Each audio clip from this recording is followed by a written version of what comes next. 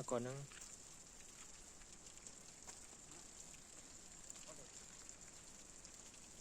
ขั้นพาห้องผ้านี่เขายืนจุดเสียงไงจอนหมอจอนเด้อหมอจอนน้าทายผลนี่นะเก๊กนั่งกินก็จะได้กูถ่ายวิดีโอรถกูก่อนมันจนมีโนว่าห้องม้อยน้ำเอาถ่ายรถจะได้มันก็เอาในติ๊กต็อกกูเองมึงอย่าคมสัตว์มึงโหลดติ๊กต็อกแบบของกูโหลดมาอันบ่มีสติ๊กเกอร์บ่มีโลโก้ของเขา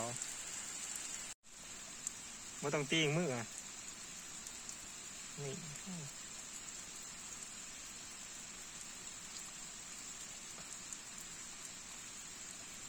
ช่างเดือดฉาอยู่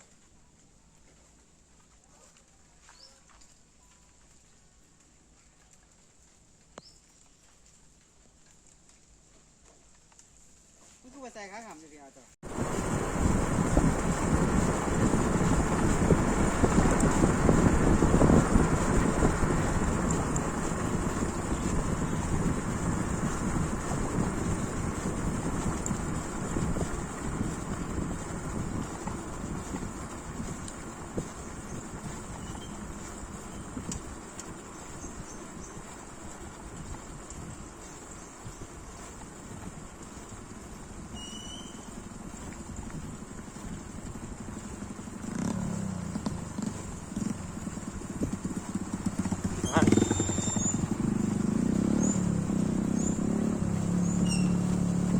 ถ่ายหูก่อนไหม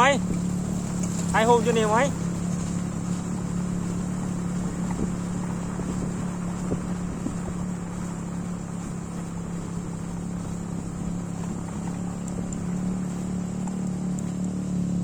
เดี๋ยวถ่ายหูมองนี่กันติ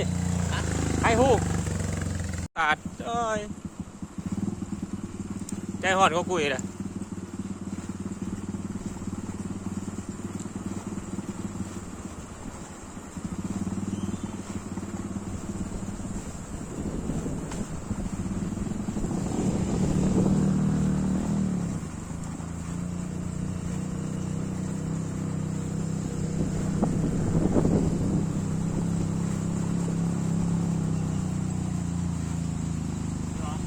นี่อยู่นี่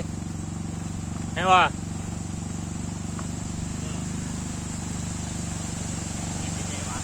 ฮะ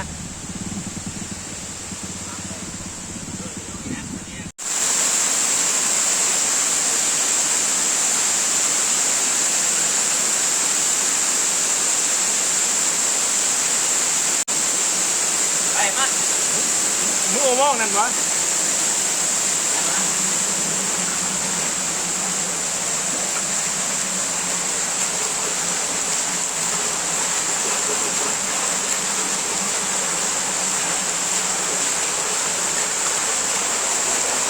พัดลมขณะที่เราอยู่ที่